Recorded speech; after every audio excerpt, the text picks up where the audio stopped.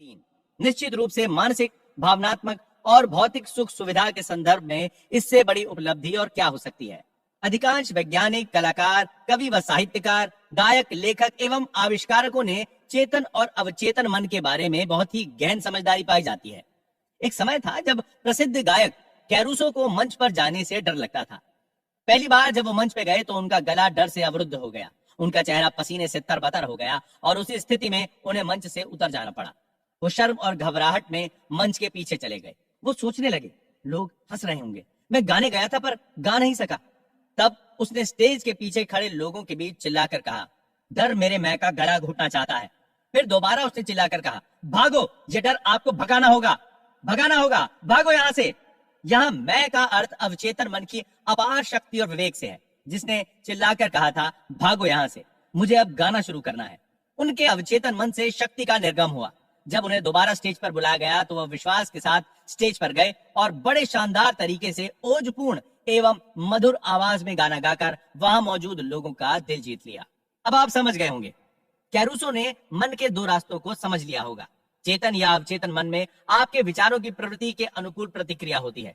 जब आपका चेतन मन डर, चिंता और हड़बड़ाहट में होता है तो अवचेतन मन में बैठी नकारात्मक भावनाएं निर्गत होने लगती हैं और आपका चेतन मन घबराहट, आतंक, भय और निराशा से भर जाता है।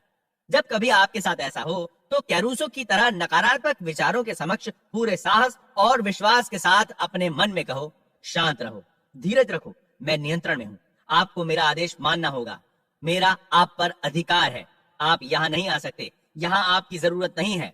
यह बड़ा अजूबा और रोचक होगा जब आप खुद अपने को कहते हुए देखेंगे कि किस विश्वास और संयम से आप नकारात्मक विचारों को भगाकर मन को फिर से शांत, मधुर और सौहार्दपूर्ण बनाते हैं। अवचेतन मन चेतन मन का विषय है और इसीलिए इसे अवचेतन या विषय मूलक कहते हैं। प्रमुख भेद और संचालन की प्रक्रिया। नीचे दिए गए उदाहरण से आप इसके प्रमुख भेदों को समझ जाएंगे। चेतन मन जहाज के कप्तान या उसके नेविगेटर की तरह होता है। वो जहाज को चलाता है और नीचे इंजन रूम में बैठे कार्मिकों को आदेश देता है, जो सभी बॉयलरों, मशीनों, यंत्रों को उसके आदेशों के अनुकूल चलाते हैं। मशीन रूम में काम कर रहे कार्मिकों को यह पता नहीं होता कि वे कहां तथा किस ओर जा रहे हैं, वे केवल आदेशों का पालन करते हैं। कप्तान अपने कंपास और अन्य यंत्र के आधार पर यदि गलत या अधूरा आदेश देता है तो वे पहाड़ से टकरा सकते हैं, क्योंकि उनका काम आदेश पर काम करना है। कार्मिक जन कप्तान से सवाल नहीं कर सकते, वे केवल आदेश का पालन करते हैं। कप्तान जहाज का बादशाह है, उसके आदेशों का पालन होता है। ठीक इसी तरह आपका चेतन मन कप्तान है, आपके जहाज का नेविगेटर है, जिसका रूप आपका शरीर है, आपके आसपास का वातावरण है और आपके अपने मामले हैं। आपका अवचेतन मन आपका आदेश लेता है, जिन पर आपका चेतन मन विश्वास करता है और सही मानकर स्वीकार कर लेता है। जब आप ये बार बार कहते हैं, मैं ये नहीं कर सकता, मेरे बस में नहीं है, तब आपका अवचेतन मन आपके शब्दों को स्वीकार कर लेता है और ऐसी स्थिति पैदा कर देगा कि आप अपनी चाहत की वस्तु या आप जो चाहते हैं वो काम नहीं कर पाएंगे। जब आप ये कहते रहोगे, मैं ये कार नहीं खरीद सकता, यूरोप की यात्रा नहीं कर सकता, ये घर नहीं खरीद सकता, ये सूट, ये पतलून नहीं खरीद सकता, तब तक ये जान लो कि आपका अवचेतन मन आपके नकारात्मक आदेशों का पालन करता रहेगा और जीवन भर आप अभावों में जीते रहेंगे। पिछले वर्ष क्रिसमस से पूर्व यूनिवर्सिटी की एक सुंदर छात्रा ने एक स्टोर विंडो में एक कीमती सफारी बैग देखा था। वो अपने घर न्यूयॉर्क जाने वाली थी। वो कहने वाली ही थी कि मैं ये बैग नहीं खरीद सकती, तभी उसे मेरा लेक्चर याद आया, जिसमें उसने सुना था, कभी नकारात्मक वाक्य अधूरा मत छोड़ो, फौरन उसे उलट दो और देखोगे कि आपके जीवन में क्या जादू होता है। उसने कहा, ये बैग मेरा है, ये बिक रहा है, मैं मन में इसे स्वीकार करती हूँ और मेरा अवचेतन मन देखेगा कि ये मुझे मिलता है। उसी शाम क्रिसमस से पूर्व की संध्या में उसके मंगेतर ने ठीक वैसा ही बैग उपहार में दे दिया जिसे उसने सुबह 10 बजे अपनी मन की आंखों से देखा था। उसने अपने मन को आशापूर्ण भावनाओं से भर दिया और उसे भीतर के मन को सौंप दिया, जो काम को पूरा करने में सिद्धहस्त है। उस युवती ने, जो साउथ कैलिफोर्निया यूनिवर्सिटी की छात्रा है, मुझे बताया, मेरे पास उस बैग को खरीदने के लिए पैसे नहीं थे, लेकिन अब मुझे पता चल गया कि पैसा और वो सब कहाँ है जिसकी मुझे जरूरत है, और वो अनंत भंडार में है जो मेरे पास है। दूसरा उदाहरण ये है, जब आप कहते हैं कि मुझे मशरूम पसंद नहीं है, और वो अवसर आता है जब आपको सलाद या सॉसेज में परोसा जाता है और आपका पेट गड़बड़ हो जाएगा क्योंकि आपका अवचेतन मन आपसे कहता है, गुरु को मशरूम पसंद नहीं है। ये आपके चेतन मन और अवचेतन मन में काम करने के तरीकों में अंतर का एक दिलचस्प उदाहरण है। एक महिला कहती है, मैं रात में कॉफी पी लेती हूँ तो मेरी नींद रात में 3 बजे खुल जाती है। जब कभी वो कॉफी पीती है, उसका अवचेतन मन धीरे से टोक देता है, गुरु चाहता है कि आप रात भर जागती रहो।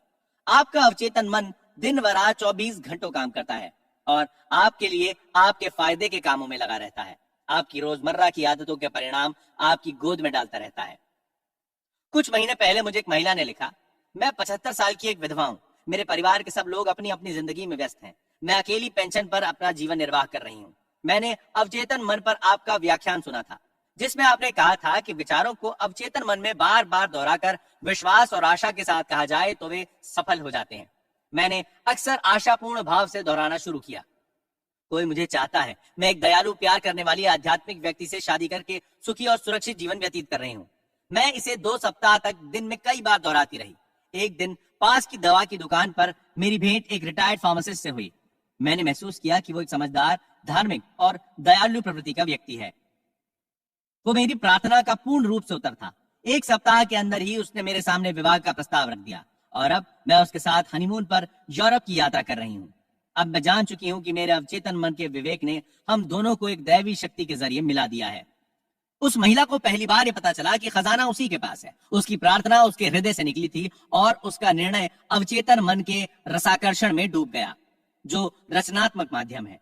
जैसे ही वो अपनी चाहत को मूर्तिमान करने में सफल हुई, उसके अवचेतन मन ने आकर्षण के सिद्धांत पर उत्तर खोज निकाला। निर्णय करो कि आप जिन बातों को सोचते हो वे सच्ची हैं, निष्कपट हैं, न्यायपूर्ण हैं, पवित्र हैं, सुंदर हैं, अच्छी मानी जाती है। यदि कोई सद्गुण है और यदि कहीं प्रशंसा है तो उन्हीं बातों को सोचें। खजाना आपके भीतर है। अपनी हार्दिक इच्छाओं की पूर्ति के लिए अपने भीतर झांक कर देखें। सभी युगों में महापुरुषों का विलक्षण रहस्य यही था कि वे अवचेतन मन की शक्तियों से संपर्क करके उसका उपयोग करने में दक्ष थे। आप भी चाहकर ऐसा कर सकते हैं। आपके अवचेतन के पास आपकी सभी समस्याओं का समाधान है। यदि आप अपने अवचेतन मन से सोने से पहले कहते हैं मुझे 6 बजे उठना है, वो आपको समय पर उठा देगा। आपका अवचेतन मन आपके शरीर का निर्माता है। रोज रात को स्वस्थ और प्रसन्न विचारों के साथ सोने जाएं। आपका अवचेतन मन आपके वफादार नौकर की तरह आपके आदेश का पालन करेगा। प्रत्येक विचार एक कारण है और प्रत्येक दिशा उसका परिणाम है। यदि आप पुस्तक लिखना चाहते हैं, नाटक या कहानी लिखना चाहते हैं, अपने दर्शकों के सामने प्रभावपूर्ण भाषण देना चाहते हैं, तो अवचेतन मन को बड़े प्रेम व माधुर्य से बताओ और वो आपके लिए अनुकूल काम करेगा। आप जहाज चलाने वाले कप्तान जैसे हो, उसे आपको सही आदेश देने चाहिए और इसी प्रकार आपको भी अपने अवचेतन मन को, जो आपके सभी अनुभवों को नियंत्रित करके चला है, सही आदेश देने चाहिए। मेरे बस में नहीं या मैं नहीं कर सकता जैसे नकारात्मक शब्दों का प्रयोग कभी न करें। आपका अवचेतन मन आपके शब्दों को ज्यों का त्यों ले लेगा और देखेगा कि आपके पास कभी पैसा न रहने पाए या आप में कुछ करने की क्षमता न रहने पाए। प्रतिज्ञा करें, मैं अपने अवचेतन की शक्तियों के माध्यम से सभी काम कर सकता हूँ। जीवन का नियम ही आस्था का नियम है। आपके मन का विचार ही आस्था है। नुकसानदेह और दुखदायी बातों में विश्वास न करें। आपको संपन्न और मजबूत बनाने, आपको प्रेरणा देने, आपका उपचार करने वाली अवचेतन मन की शक्तियों पर विश्वास जमाओ। अपनी आस्था के अनुकूल आप बनेंगे। अपने विचारों को बदलेंगे तो आपकी किस्मत बदलेगी।